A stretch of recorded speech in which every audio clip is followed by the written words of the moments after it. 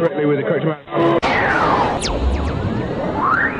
D20 Radio, where gamers roll. www.d20radio.com.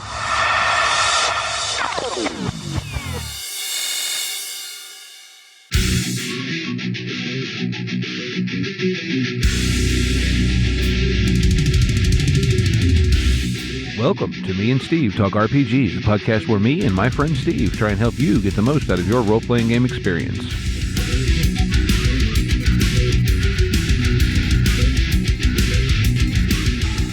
Welcome back to Me and Steve Talk RPGs. I'm here with my friend Steve. Hello! And we also have a guest on today. Steve, why don't you go ahead and introduce our guest and the podcast of the week? All right, well, let's do podcast of the week first real quick. Okay. This week, it's going to be The Staggering Dragon, which is an actual play podcast here on the D20 Network. They do a variety of things. So far, I think they've aired a G.I. Joe Genesis game that was absolutely hilarious, and also a Star Wars game. But like I said, they're a lot of fun. Now, they are a little bit adult, but they're very entertaining. They're good role players. So go check them out. I'll drop a link for their website and feed into the show notes. Yeah, Staggering Dragon. They're pretty good. Yes, indeed. And so, our guest this week is Ryan Boelter, and he's here this week to talk to us about safety tools. And you might have heard him before. He runs a podcast called the Character Creation Cast. And, well, at this point, welcome, Ryan. And if you'd like to tell us maybe a little bit, about your background and what you do before we get into safety tools. Yeah, well, thank you so much for having me, first of all. It's really great to be here and meet both of you. Yeah, I started the Character Creation Cast podcast about 3.5 years ago, and we've covered all sorts of different games by creating characters for them with guests throughout the industry and the RPG community. And we basically learn about the games through the lens of character creation. As part of our podcasting journey, we also created some character evolution cast episodes that were kind of like the 300 or 400 level classes of RPG, knowledge. And we covered so many different types of topics. We covered everything from the 8 kinds of fun to how to do voices safely so you don't hurt your voice, to safety tools and a whole bunch of other topics on that series. So that series, unfortunately, is on hiatus during, the today times, but we hope to possibly next year bring it back to cover all sorts of things from a player-centric point of view. Cool. Very cool. And yeah, I'll say I've been a fan of your podcast for a while now because it just occurred to me. I was like, oh, wait, I listened to a ton of that podcast. Well, thank you for listening. Yep. It's a fun time. It's very chill.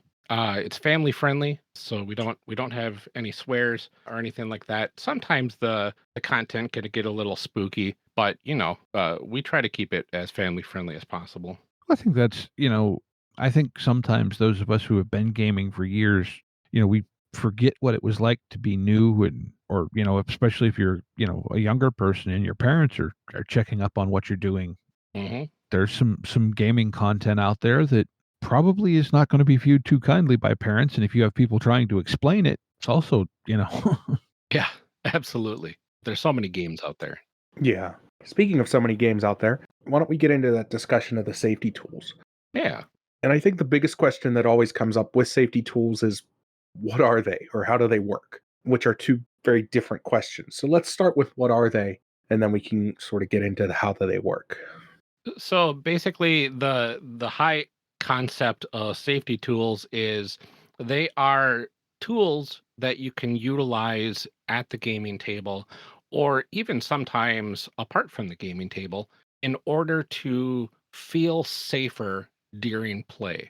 In case there's any sort of topics that you just do not want to experience during roleplay, or if a topic comes up that really hurts you on a deeper level than you were anticipating, safety tools are there to kind of stop the play and to figure out what to do in order to play safely and to play to basically the story that you want and not a story that you're kind of gritting your teeth through because you're very uncomfortable. Yeah. And I mean, like for me personally, as much as I'm not a big like horror movie fan or horror book fan, I love playing horror games. And obviously that's into territory where you can very easily tread into thematic territory that is going to be uncomfortable or problematic for somebody. Yeah. Safety tools for horror games are probably the most important genre to use safety tools for, in my opinion, simply because there is such a thing as too horrific for a lot of people. And you just don't know what you can be triggered by at times until somebody's describing something and you just want to jump out of the seat and throw your character sheet at the person talking. But with safety tools in play, you don't have to worry about that reaction because you can put a pause on things and let play continue without something like that hurting you at that level. Yeah, and I mean, this all to me, it goes back to the reason that we're playing these games is in some form or other to have fun. And if it's Mhm. making you deeply uncomfortable, most people don't classify that as fun. I'm not going to say there aren't people Exactly. who do, but so I mean, I know there's a bunch of resources out there. You were kind enough to share your session 0 document that you use with Character Creation Cast, which goes through a bunch of things in addition to the safety tools. Mhm. And if you don't mind, I'd actually like to share a link to that in our show notes if you don't have a problem with that, just because I Oh, think it's yeah, a please. wonderful document. But I guess, where should we start with this? Should we talk about some of the things that are out there? Should we talk about some of the safety mechanics and then where people can find more info on them? Or how should we discuss this? Yeah, I mean, there's a lot of different ways that you can attack learning about safety tools. I think probably the best way is to kind of go over the most common uses or the most common tools that are usually used during a lot of games. So that way, when somebody uses shorthand like, "Hey, we're using the X card in this game," or "We're going to be using lines and veils," they'll know what those mean, right? Mm-hmm. There are a whole bunch of other safety tools out there that from various different developers, various different names for these tools, and we can touch base on all of those as well. But basically, getting the base level things down first is probably a good place to start. Okay. So I already mentioned like the big one that it feels like this one started the conversation of safety tools within the last, I don't know, decade or so. I can't remember how long it's been around for. It's the X card, right? And the X card is by John Stavropoulos. But basically, this is probably one of the most simple tools. You take an index card or a piece of paper, you draw a big X on it, you put it within reach of all the players at the table and the GM as well. And whenever something comes up that is uncomfortable or less than ideal, you can tap the X and no questions asked, the content that was just happening on screen or potentially further back can be retconned out of it. You can have a discussion about what happened and what content we need to avoid, or you could just say, what's just been happening is not okay. Let's please change it or move past it if we could. That's the real basics of the X card. Yeah. Now, in my research on this, it's also, I had heard the X card, and then when I started looking into it, I also, along with that, are two other cards, an Hmm. N card and an O card, which I actually found, I don't know how to, like, I don't want to say more useful because I don't think that's the right word, but Yeah. using all three of them together can actually create really good signposts, if you will. Hmm. Now, I'm assuming that the N and the O card are kind of similar as maybe like a red, yellow, green light system. Yeah, that was the way I read it. The N card is kind of like a, "Hey, we're getting close." Like, "I'm okay, but I don't wanna go farther." And the O card, as I read it, was actually to say, "Hey, I may look like I'm struggling, Hmm. but I want to keep going." Yeah, the enthusiastic consent sort of deal, Yes. right? Which is in all gaming, enthusiastic consent is something that you should be striving for as players and GM, where everybody that at the table should be not only consenting, saying, "Yeah, I want to do this sort of content," but enthusiastically saying, "Yes, let's do this. I'm ready. I really want to tackle this really challenging difficult sort of content with you people at the table with me, and it may go somewhere dark. We've got safety tools in case it goes too dark, but I'm really excited to feel these emotions, right? Mm-hmm. And so when you have a card like the O card or the green light, the red light, green light, yellow light system is pretty much that same sort of deal where green means, yeah, let's keep going. This is great. Yellow means we're kind of approaching some territory that's making me a little uncomfortable, but I'm fine with continuing. But let's just be cautious. And then the red card or the red light says, let's stop, let's reevaluate, let's step back a bit and see if we can retcon something or have a conversation of can we even continue this scene as it is, right? Mm-hmm. Because I guess one thing to keep in mind is we're playing games, right? Trying to Mm-hmm. tell a story through our characters. But if somebody gets reminded of some really bad trauma they may or may not have known about beforehand, and it really messes them up, you don't have to keep playing that day, right? You don't even have to keep playing the story. You can stop the whole campaign if it's that bad, right? If certain things have led to maybe, for instance, like a dramatic player betrayal, right? Mm-hmm. A lot of people love that, right? But there are some people that player versus player is very triggering and very hard to deal with. So you don't want to have a whole character arc where somebody is secretly going to betray somebody, 20, I wanted to say episodes, but 20 sessions in, and on that 20th session they betray you, and that just breaks all the trust, and now how can you continue on past that, right? Yeah.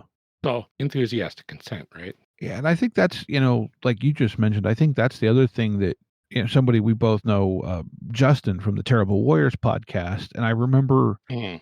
and I don't know if it was an episode he did with you or just one time he was talking about using safety tools at the table. And, I think some people think that, oh, it's going to mean that maybe I can't tell the story I want to. And he actually said that in his experience using, and he was specifically referencing the X card, Mhm. but that using safety tools he finds actually freeing as a GM Yeah. because he knows that the players at the table have the ability to stop him if Mhm. he's going somewhere that he shouldn't.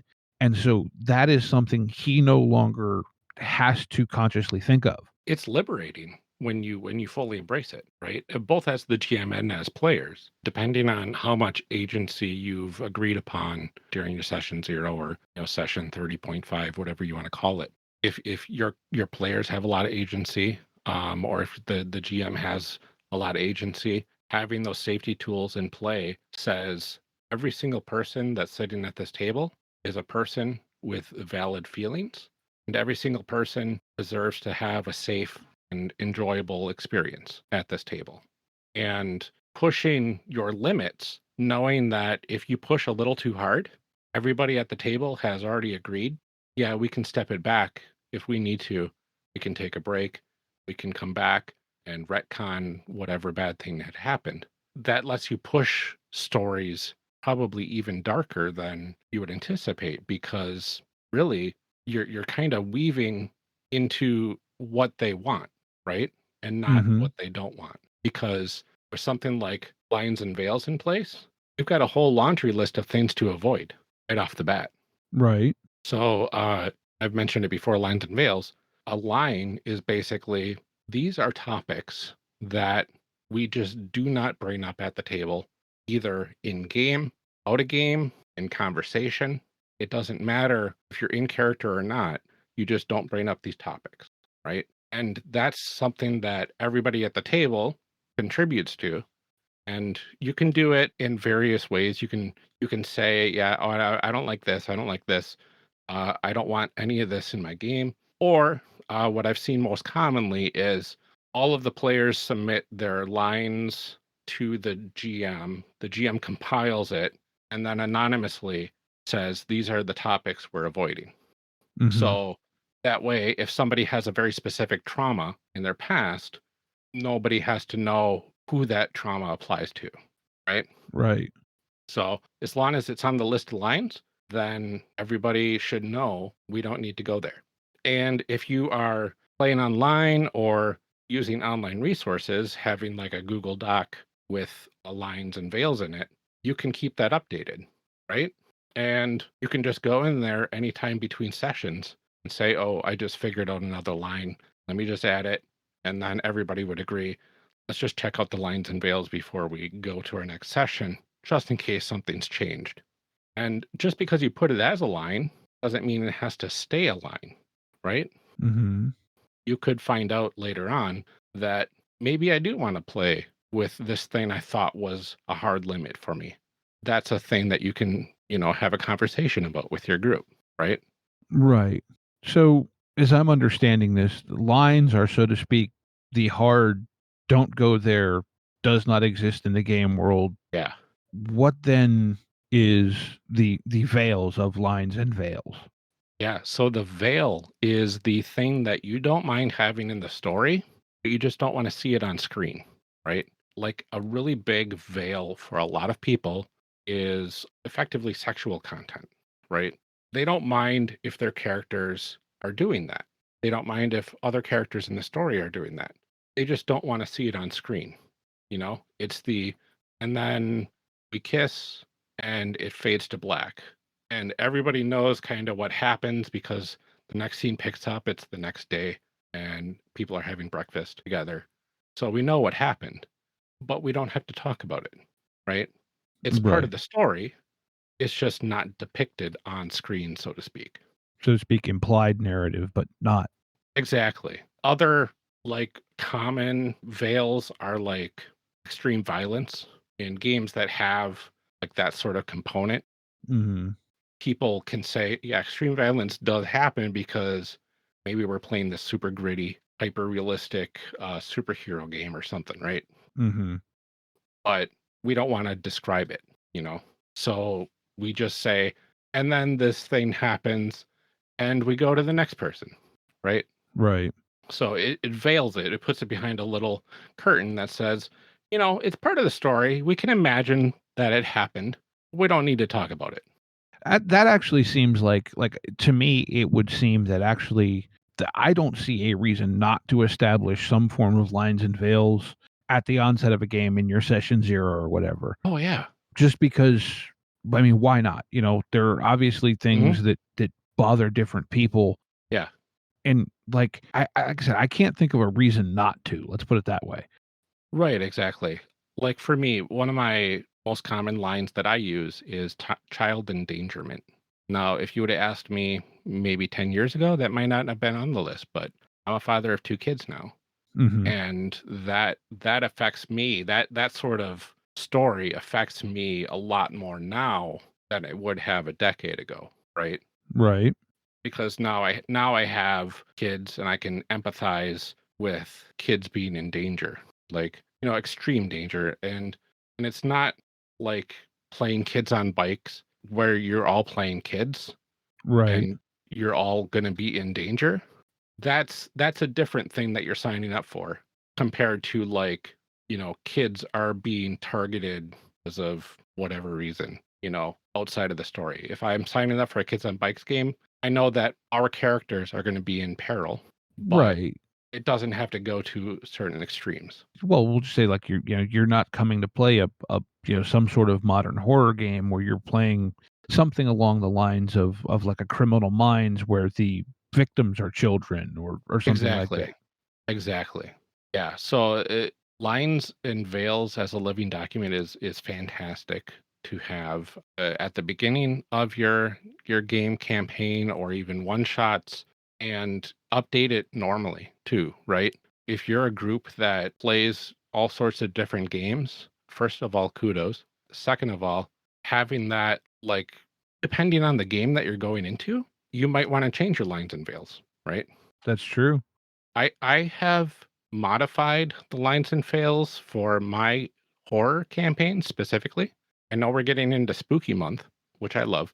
And one of the best things I've found for running horror games is to have my players have a fears list.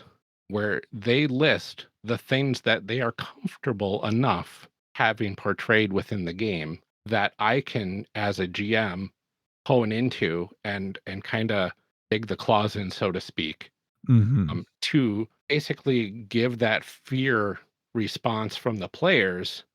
That's what their characters would be feeling, right? So having that list of like, yeah, if we're doing horror, I'm fine with like things with many eyes, right? Because that creeps me out, but it's not to the point of not wanting to play, Right. right? I think there's actually a mechanic like that written into the latest edition of Cult. Oh, I think it's very called nice. Cult Divinity Lost or something like that. I know there's I don't own the game, but I've heard a decent amount on it, and I believe Yeah. that's like one of the steps in character creation, so to speak, is to compile a list like that for the GM from the players. Oh, that's very cool to hear. Yeah, it's a wonderful mechanic. I recommend compiling that list and then having all your players and yourself as the GM go through that list and X out the ones that you absolutely don't want, right? Because one player's, I guess, yum is another player's yuck, so to speak, right? So yeah, because there's a lot of different ways you can approach horror, right? Very much. And goodness, it hits people in different ways. Yeah. That's the thing, right? And I think that's kind of the whole point of all the safety systems is that you don't know what's going to hit other people at the table. Yep, exactly. And you might not even know what's going to hit you at the table. So that's why you have not only lines and veils and possibly fears to kind of lean into and things to lean away from, but you also have the X card. You've got the traffic light system, the green, yellow, red lights. One of the ways that people use that system is to have objects or dice of those colors, and they can hold up the dice or the objects or a sign or something to kind of signify that, yeah, we're going with this. There's also the support flower, which is kind of similar, which has varying degrees of consent of like, I'm very happy about this. I'm approaching like maybe we got to slow down territory and we got to stop sort of territory. You'll notice there's a lot of like this sort of theme throughout a lot of these safety tools of like stop, slow down, and go forward. Another really popular one is script change, which basically is pause to pause the action and to talk about what's going on, possibly even X something at that point. If you are going to do a rewind, that's kind of retconning something that just happened. Fast forward is putting a veil on what's currently happening in the scene. So even if there's not a veil in play, you can say, hey, can we fast forward past this part? I'm fine with it being in the story. I just don't want to go through the narration of it, right? Yeah. So those are kind of like the really big ones, really big safety tools, and they all have that sort of thing in common. Right. Well, I think it makes a lot of sense because that describes, so to speak, the range of emotion, at least that I know that I go through. Yeah. Is that okay? This is fine. No, well, I'm not sure about this, and oh wait, hold on. Exactly. And like you mentioned, these are very fluid things too, or can be. They can change, be it because of experiences, something that you had thought you had worked through, whatever. Yeah, it's an interesting experience. I mean, role playing, anything can happen. That's one of the reasons why so many people love it, right? Yes. Because you can create any story you can imagine, and humans can sure imagine a lot. Yeah. And and really, sometimes you're just on a roll and you're like in the moment, you're in the narrative, you're in character, and you're thinking, oh, this character would do this in this moment, so I just blurted out and oh, that was the wrong thing.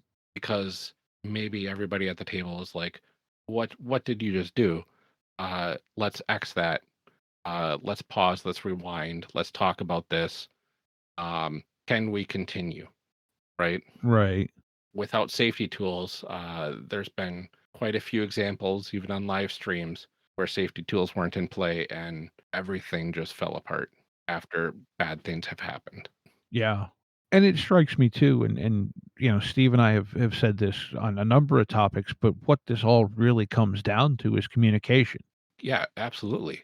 And I mean, it should be expected in a hobby that is, hey, let's all sit around and talk to each other. Uh-huh. But it's amazing, I think, sometimes how easily we forget that sometimes we need to do more than just the specific thing we were going to do, that we do need to just be aware of all of it and not just the moment.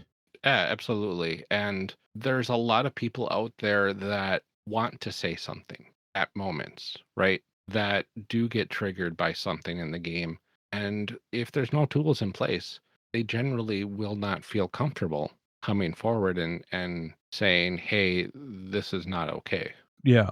But having a table that says, if anything goes wrong, we're all adults here, or young adults, or whatever age group we're talking about here, and we can talk about it.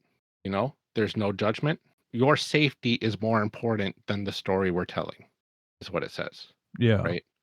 And really that should be what we all strive for. That if one person at our table is not having fun at all, whether it's a safety issue or maybe it's just, this is not the type of gameplay that I want, right? There should be tools in place that allow for an open communication, no judgment sort of forum that the players and the GM can talk with one another and not have to fear retribution. Yeah. Yeah, that everyone can be, what do you want to say, mature enough to just go and considerate enough to Yeah. go, okay, yeah, let's make sure that we're all enjoying this. It's not, I mean, role playing is at its heart a social community activity, even if that community is just 2 or 3 people. Yep, absolutely. Now there is the potential of everybody except one person being okay with the content, and for whatever reason that one person is either singled out or attacked or not listened to, whatever. That's where the open door policy comes into play. If all else fails, you can take your stuff and go home. Or if you're hosting, get everybody out of your house. Yeah. Because we're here to have fun. And if you are purposely endangering somebody else and everybody else at the table is in on that, then that's not the group for you. Yeah. So you can leave at any time, and you can have them leave at any time. And really, if you are friends with these people, then you have to have probably bigger conversations, I'm guessing, if they're going to be doing that sort of stuff to you. Yeah, I would say so. Yeah. But goodness, safety tools is a good sign. And if everybody's in agreement of using safety tools, it's a good sign that you're at a table that's not going to be doing stuff like that. That's a good point as well. And really, safety tools, no matter which one you use, one of the best things you can do is doing check-ins, especially if the content's pretty heavy. You can do check-ins. I know Senda and Phil from Pandas Talking Games, they have this OK check-in system that they use for, I think, for one of the games that they're developing. And it's kind of like you can ask with just signs, with hand language, basically, that says, hey, I'm checking on you. Are you okay? And the other person, without having to miss any sort of narration, can just give a sign back saying, yes, I'm okay, or no, I'm not. Or let's keep going, but cautiously, right? So you can non-verbally have these things going on while a scene is still happening. And if the answer is, no, I'm not okay, it should be a hard stop. If the answer is, I'm not sure, maybe it's a stop and just see and check in, right? And again, communication. It all comes to communication. Yeah, and to sort of talk about the OK checks, I did that running a Call of Cthulhu game. I was running, and my players had a look on their face, and I was like, okay. And I just went, is everybody all right? Just took a hard stop. Yeah. And my players were like, yeah, we're good. We're just reacting naturally. I'm like, okay, we'll continue on then. But, checking in and communicating with your players on that. And one of the things I like personally doing, and I'll sort of just interject here, is especially with X cards, people don't want to give a lot of times that's personal stuff. You don't want to give away what it was to the whole table. Mhm. I don't have a problem. I like to tell players that if you want to do an X card and you want to stop something, just message me personally. Because a lot of games now are played online, just Mhm. sign of the times. But I just tell my players, hey, just shoot me an X through any messenger. As long as I'm like, if we're playing through Discord, shoot me Yeah. an X on Discord. I'll stop Mhm. what's going on. Yeah, absolutely. So now I have another question here, and I've heard an answer to it, but I'm curious to see what your insight is. Let's say you are playing, with, we'll call it an X card, Mhm. and it's new to your table. And so, given, with some people, there's that you don't want to be the person that stops everyone else's fun fear, for Yeah. lack of a better way to describe it. So, are there any ways that, like, for lack of a better way to say it, to break the ice or to Mhm. make sure that people are willing to use the tools, because all the tools in the world aren't going to help anything if no one's willing to use them? Absolutely. Probably the best way, because usually what happens is the GM introduces the safety tools, right? Generally, the table will agree which safety tools to use, but the GM, especially in like a con setting, right? If you're going to a con and playing with people you don't know, generally the GM will be the one to put out the safety tools and explain it, right? The best way to do it is if you are one of the most familiar people with the safety tool, do something on purpose to use it on yourself.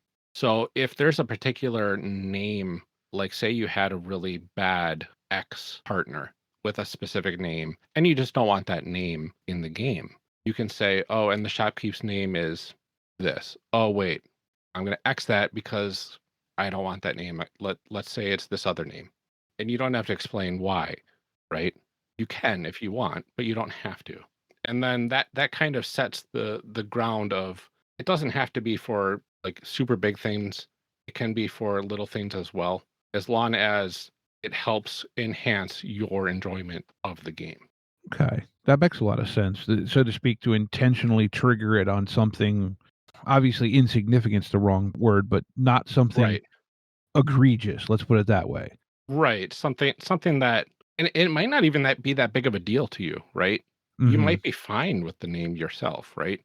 It could just be I'm doing this as an example. I don't need to tell everybody at the table that I'm doing this as an example, but you'll be doing it basically at the beginning of the session at some point and using that as the baseline of, hey, these safety tools are okay. And you can even use them on yourself. Look.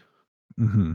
Now, something I've seen mentioned, I guess maybe to continue on a little bit here, something I've seen mentioned both in your document and in some other things is talking about bleed. Oh, yeah. And, like, it seems like we're kind of through the actual tools themselves, and we're, Hmm. getting into some more of the surrounding things, I guess. And this is something Hmm. I keep seeing mentioned. What is this referring to?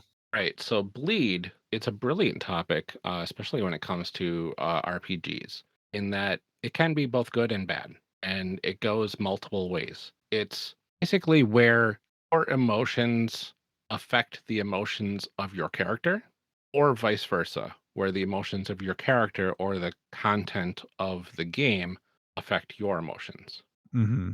So if you're in like a lawn campaign and you have been playing your character alongside these other characters for like 30 sessions and you have this grueling battle and one of the characters perishes and your character would feel sad at that point, if not devastated. But you yourself as a player will probably also feel that way. Hmm. That's bleed. You're bleeding the character's emotions into your own emotions because you are emotionally attached to it, right? And Hmm. that's probably okay in a lot of cases. The part where it gets to be a problem is, and you have to be more mindful of it, is when something happens to your character and that affects you in a very negative way. There's all sorts of things that can happen I mentioned child endangerment before. Say your character has a child and you didn't think to put child endangerment on the list of lines or veils, and something happens to your child, that might be a big negative feedback of bleed into yourself. Yeah. And that might be a safety concern at that point, right? Yeah.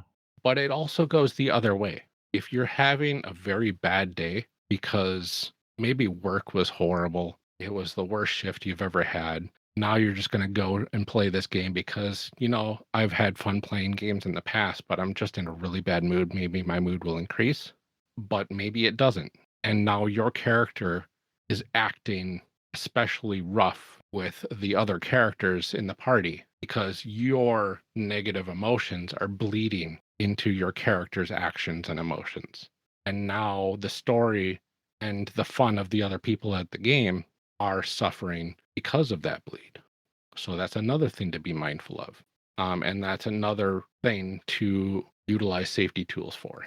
Maybe it's just not the night, right? Maybe you play a different game. Yeah, maybe you just do a different activity for the night to kind of cool down, to not affect the story in a negative way. Well, that goes to what you mentioned before with checking in. And even given the era that we now live in, and that, well, at this point, most of us are playing online, etc., we've all got, Discords and Facebook Messenger and Twitter and, Yep. All the assorted chat utilities.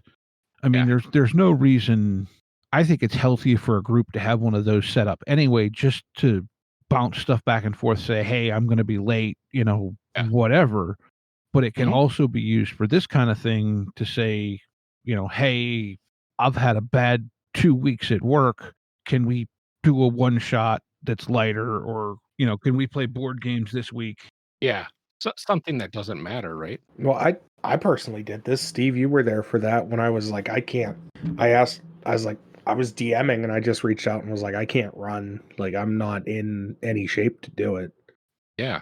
And it was just been a bad culmination of like a month. And I was just like, everything culminated on 1 week. And I was like, I'm not in any shape to be running a game because if I run a game right now, I'm going to be mean and vindictive. And Was that the week I Exactly. ran the Home Alone and D&D one shot? yeah, it is. Yep. Oh, that's fantastic. And see, that's the thing is you might be too tired, right? Or it could just be something like you're just not feeling creative to come up with stuff as a GM, or your heart's not in it. Your character's going to be in the spotlight this session. Your heart's just not in it because of whatever reason. Play a different game or talk or utilize that time to do a big check-in. I always say it's never too late for a session 0, even if you've already had one. Yeah.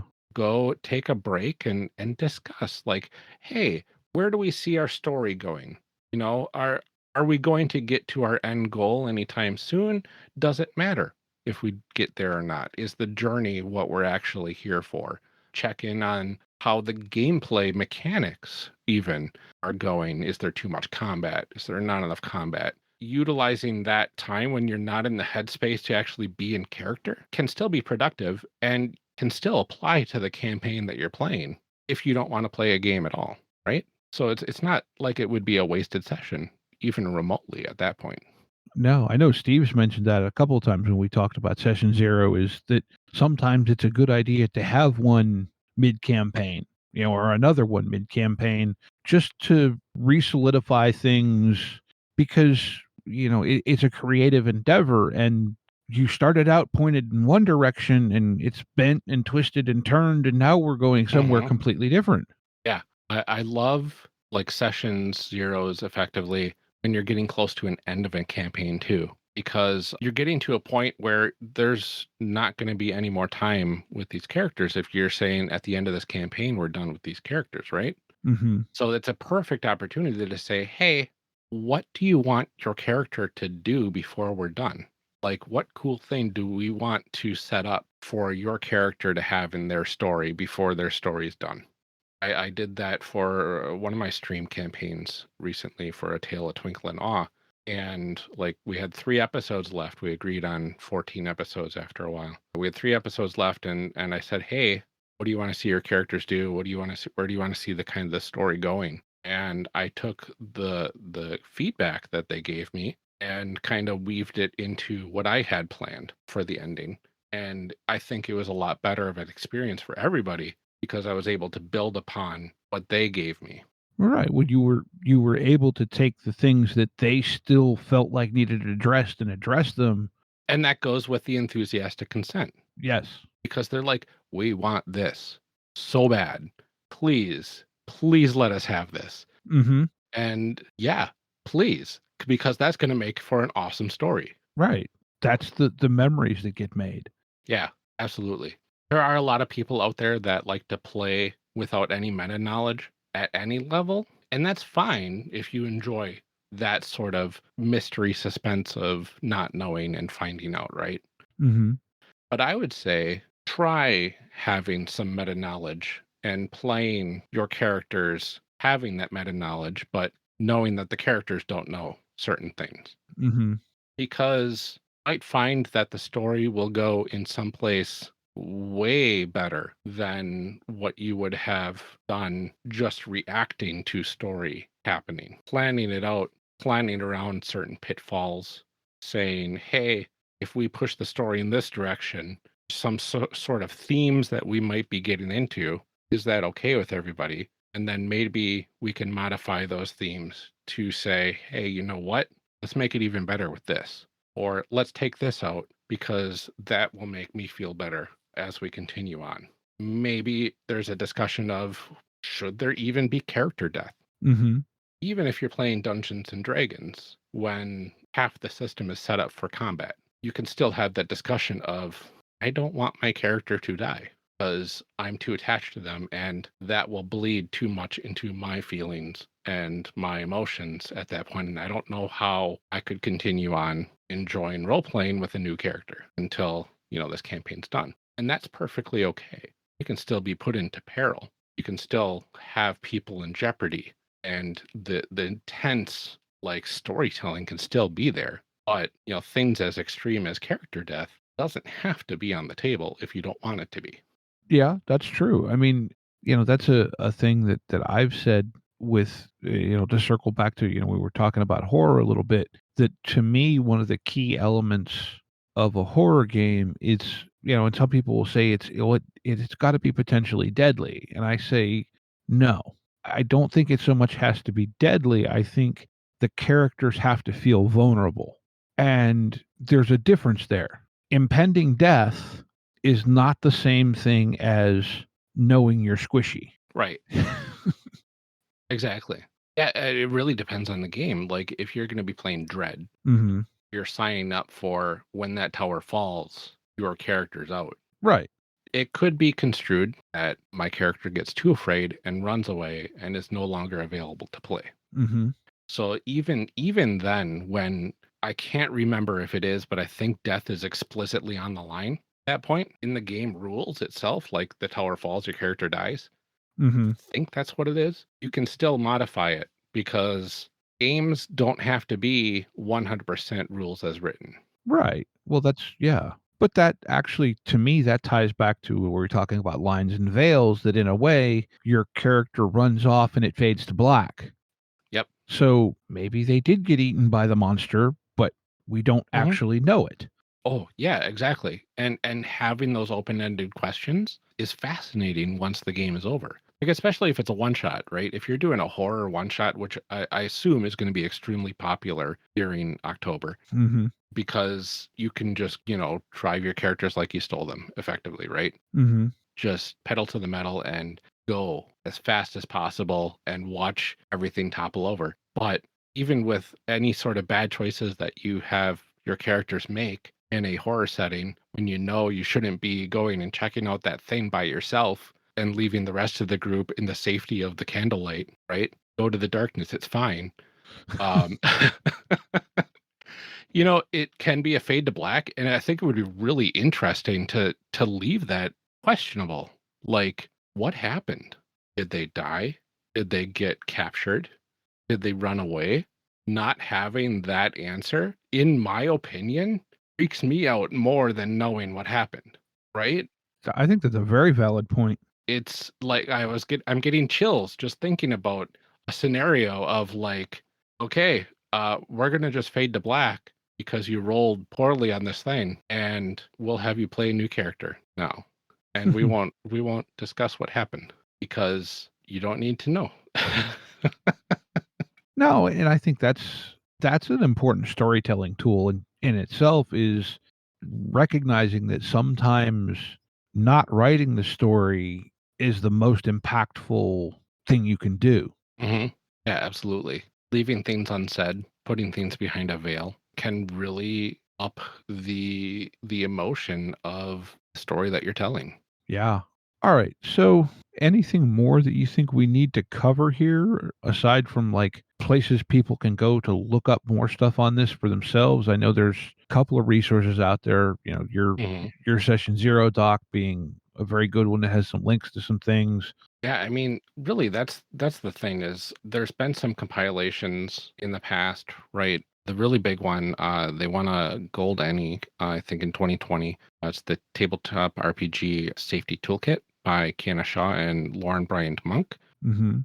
They released this effectively compilation of safety tools in a very readable format, Mhm. as well as like multiple different formats, and even have some like recorded episodes in their folder about that sort of stuff, right? That talks about things fully transcribed. It's very accessible, which I love. Mhm. It's in multiple languages as well, I believe. I'm not sure which other ones they're in, but it's there. Mhm. But that one is kind of one of the big go-tos. We've Mhm. got a link to that in our session 0 document as well. So if you go to session0.charactercreationcast.com, it'll take you right there. So there's also Monte Cook Games also released a system agnostic PDF that you can download for free right from their website. There's also a link in our session 0 document that has like a consent in gaming checklist. So there's all sorts of different things on there that you can say much these sorts of things speak to you of what you want in a game itself, right? Mhm. So not only will it have things on there that you would kind of expect, there's probably stuff on there that you wouldn't really expect, right? And because of that, you could be like, oh, this thing on the list, I didn't think about this, but I really don't want this in my games. Mhm. Or maybe, huh, I didn't know that this was a thing, but I don't know if I want to have it be completely in the narrative. Maybe it's okay to have in the game, but maybe I'll just put a veil on that. That's fine. And it's like a worksheet that you can work through as individual players. And then you just consolidate everything as a group. And then you're able to have this built-in lines and veils in a kind of like, I don't want to say official format, right? That at least has a baseline for everybody to kind of work off of, which is really cool. Right. And there, it looks like there's actually a form fillable electronic version as well as a printable version. So definitely accessible for today's times when a lot of people are playing remote as well. Yeah, I took a look at that this afternoon actually, and was looking at that checklist, and I think that's, maybe even a good thing, so to speak, as a GM, if you're going into a session 0, go through that and go, okay, this is what I'm thinking, Yeah. and present it to your players in that regard. Oh, absolutely. Yeah. And it has it broken down by different categories. So there's like horror, relationships, social and cultural issues, that sort of stuff, mental and physical health. But there's a lot of blanks on there too. So if a certain thing goes under one of those categories, it's really easy to kind of go to those categories and say, we're kind of in this sort of thing. And during play, we're kind of getting into the mental and physical health category of topics. So let's just take a look at this list real quick. We can see green, yellow, red right on there, and we would know to avoid certain topics pretty easily. And Mhm. there's also the whole like additional topics as well. So the things that don't fit into those categories, you can put stuff there. But it's not just a checklist. There's a whole like 11 pages or so of good stuff about all the stuff we've been kind of talking about here Mhm. in word form. You know, that newfangled technology of reading things for people that are listening to podcasts all the time. It's really great, and the fact that they made it free is even better. It's very professionally done, and that's another really great resource to kind of utilize in your groups. And I guess it goes without saying, but we should probably say it anyway. Use multiple systems, use multiple safety tools, right? Yeah. I always say lines and veils at the minimum, and then throw on there like the traffic light or script change or the X card, or maybe utilize the X card and script change if that's easier. If Mhm. somebody is more familiar with one safety tool than the other, and there's two people like that with different safety tools, maybe just go in with both safety tools and say, okay, this person's probably going to use the red, yellow, green light system. This person's probably going to use the X card. We all know what they mean, but they're just more comfortable with it. Yeah. So as long as everybody's on the same page, you're good, right? Yeah, exactly. So there's all sorts of cool things out there that you can look into. Highly recommend the Session Zero document that we have. Amelia Antrim, my co-host, and I put this together. There's links to all sorts of other fun things in there that you can look at, from not only safety and comfort, but like things to talk about before the game begins, setting expectations for play, like play experience. Mm-hmm. Do we want to focus more on exploration or combat or puzzles, that sort of stuff? Mm-hmm. And going through the whole process of playing a game with the intent of having that open communication and the enthusiastic consent throughout. Yeah. Yeah. That it really is so important, because, and especially now with playing online where you may be playing with people you've literally never met before. Yeah. And the different backgrounds people come to gaming through and their experiences along the way lead to much different expectations for everyone. Absolutely. Yeah, it's free. If somebody's selling you a safety tool, there's plenty of options that are free out there. So you don't have to buy a safety tool. I'm really loving that a lot of games nowadays have safety tools built right into the game rules. So it's not an option at that point if you're playing rules as written, because it's literally right in the rules. Yeah. Another thing I've noticed is, at least from some publishers, there are increasingly games have a section on safety tools in the front of the book. Yeah, absolutely. I think it's kind of caught on quite a lot within the last couple of years. Mm-hmm. There's always been controversy around it. There's been a lot of players from, I want to say, the older mentality of gaming, where the power dynamics were very different, where the GM's rule was law and everybody had to fall in line, is kind of the summarization of what it used to be like in a lot of times, and a lot of different groups back in the 90s and 80s and so forth, Mm-hmm. from what I understand. I mean, I started gaming in the early 90s, showing my age a little bit, and I had only known that sort of power dynamic without safety tools, without check-ins, just the whole like common sense mentality, right? Mm-hmm. But a lot of people that argue against safety tools are saying, I don't need safety tools because we're adults and we talk about things. And if something is making us uncomfortable, we're going to talk about it. I'm like, that's literally a safety tool. Yes. Yes, So precisely. you might be using safety tools without even realizing you're using a safety tool. And that's okay, because it can be as simple as, if something makes us uncomfortable, we're going to talk about it. It's fine. Yeah. Well, it sounds like we've kind of covered most of this, unless you have final thoughts or anything. You can dive into all sorts of in the safety tools area. I think we covered pretty much everything that you would need to know going into it, especially if it's your first time utilizing safety tools. We've given you a lot of good resources to go to, and I almost guarantee one of those resources is going to be just what you need to feel safe with everybody else at the table, and to feel comfortable to be able to utilize that tool. Because really, at the end of the day, you play to have fun, but you play to be comfortable as well. You don't want to leave a game session completely stressed, and it's not because of the story that you're telling. Yeah. Yeah. So I just want to say a big thank you to you for coming and sharing this information with us, because I was aware of a lot of this. And yes, we could have talked about it, but you brought a lot more insight to it than I know Steve and I could have done on our own. So like I said, I would just really like to say thank you. I thank you as well, because safety in gaming is kind of a passion of mine ever since I discovered it, a few years ago. And any chance I can use to talk about it to hopefully help at least one other person have a safer and more enjoyable experience at the table, I'm definitely going to take it.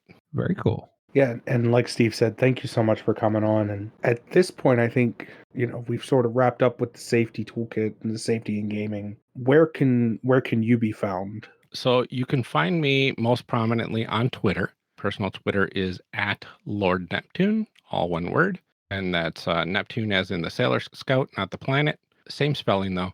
Just wanted to make it clear where my magical girl alliances kind of lie. And you can also find me on Character Creation Cast, on Twitter at Creation Cast. I also have a game in the making, Chimera, a role-playing game where you blend multiple genres together, kind of see what happens. And that's at Chimera RPG on Twitter as well. A lot of my stuff is on Twitter. You could also go to my personal homepage, lordneptune.com, and that'll take you to a listing of all sorts of fun projects that I have my hands in. All right. Very cool. And I think with that, we're going to go ahead and move into Game of the Week. Game of the week. Game of the week. Game of the week. All right. So I briefed you a little bit on what Game of the Week is, but basically it's just a chance for, shout out a game that you found interesting or played some time ago and would like to get to play again or whatever. Just give a little quick pitch for it. And Sure. We all pick one. So would you like one or both of us to go first? And then, so you can see a little bit of how we do it, or just want to jump in, or? How about one of you take care of it first, and then I'll jump in if that works. Okay. I think I'll go ahead and step up on this one.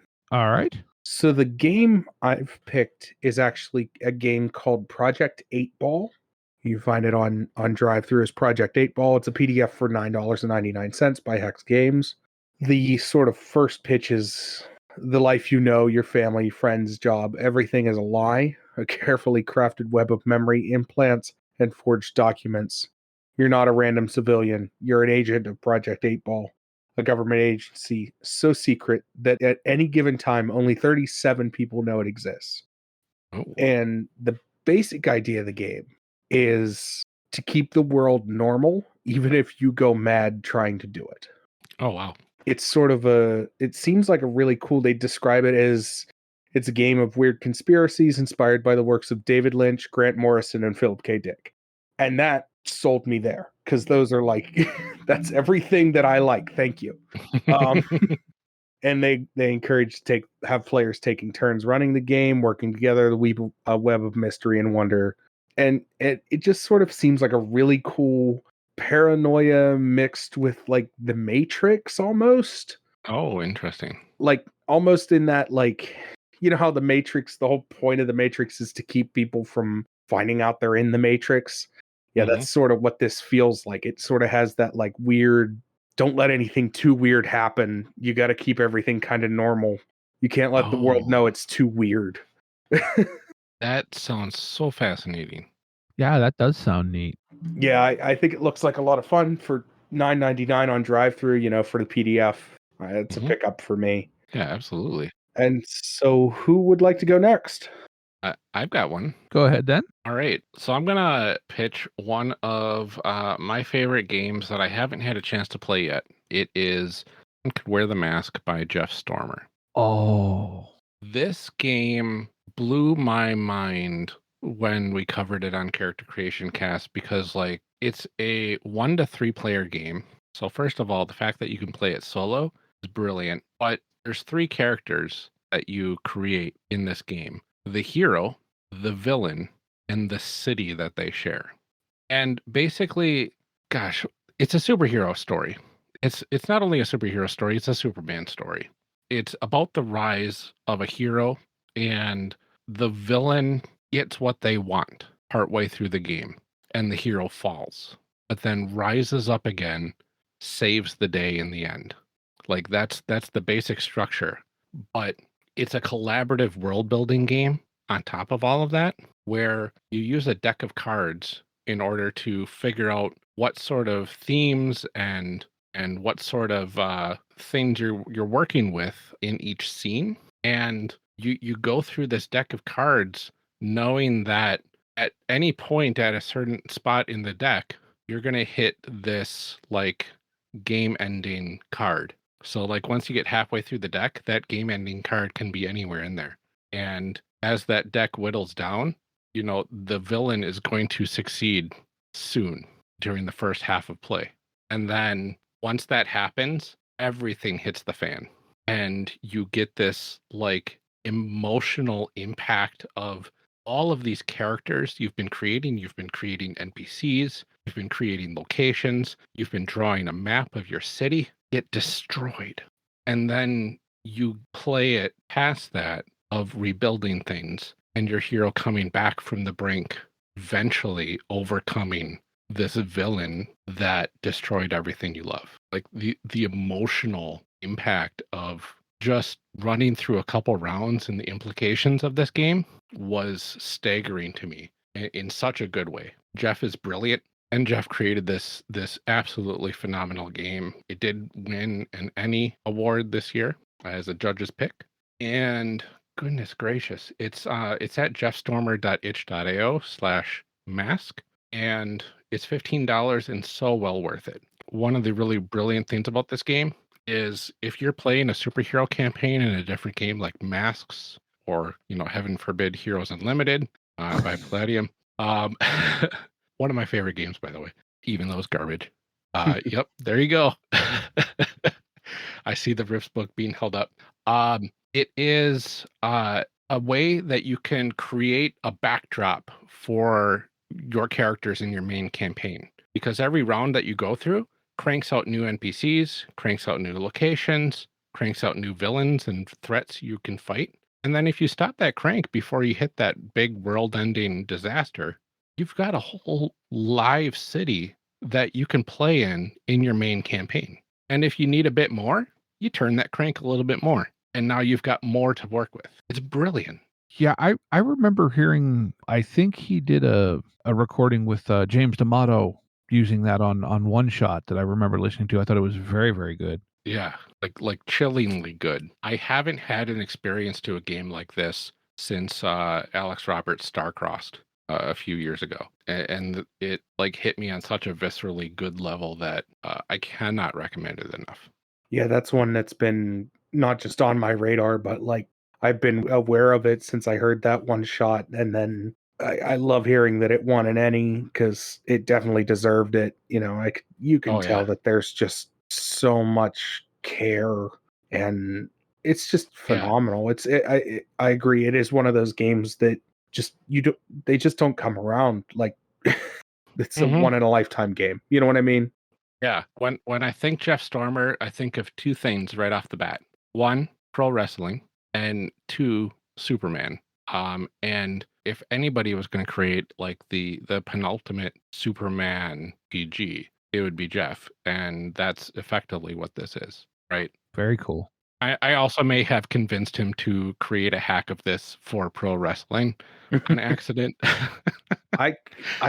I'll have to, you keep me in the loop when that comes out because I want to get my hands on that because I'm a big wrestling fan, and we actually just had a conversation. I think the last episode we released was technically about stealing wrestling characters to make RPG characters.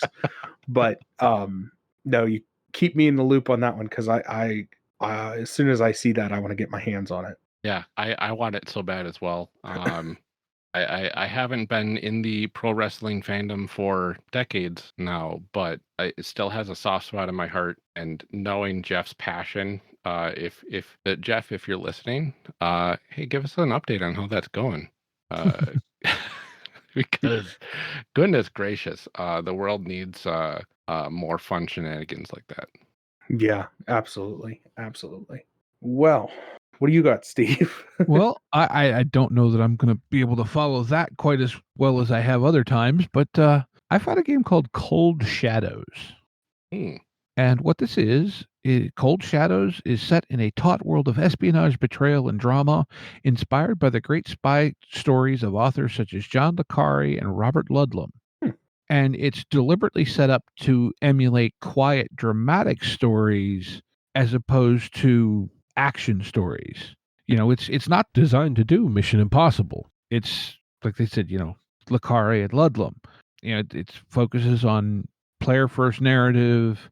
Now it does say the rules used are based on ones developed by John Wick in Houses of the Blooded and Blood and Honor, which I'm not familiar with, but this is a standalone game, so you don't need to have any of those other titles to play it. It's from Gallant Knight Games. It's 130 pages on drive through. The PDF's $14.99.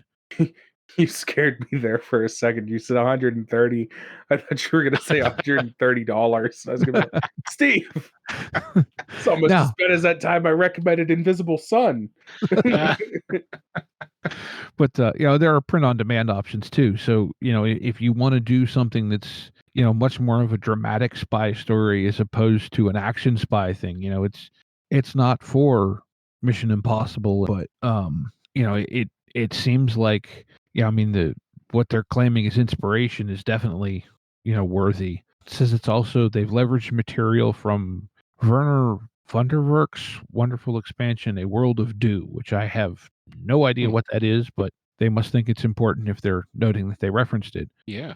And I know Wick has quite a pedigree as a rules designer at the very least. So yeah, that's mine. Like I said, it's called Cold Shadows, and there are a number of expansions and stuff out for it. I can see at least 3 coming up on the listing. So very nice. That's your thing. You might want to check that out.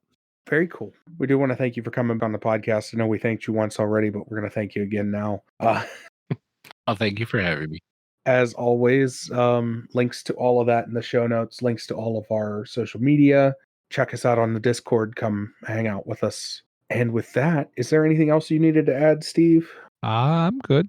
All right. Well, we do want to remind you to get out there and play some RPGs and be kind to one another. Yep. Take care, y'all.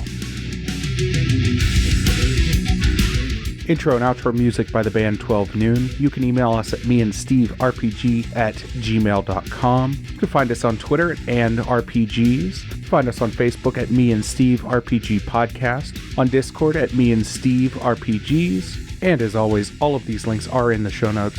Thank you, and be kind to one another.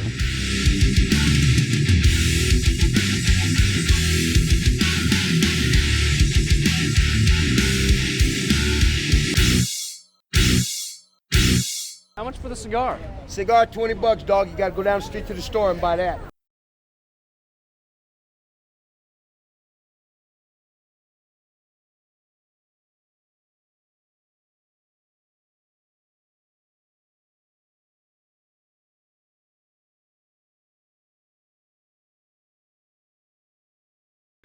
I heard everything just went off. We got Craig and G-Arc, and I heard the ding for the test bot stuff.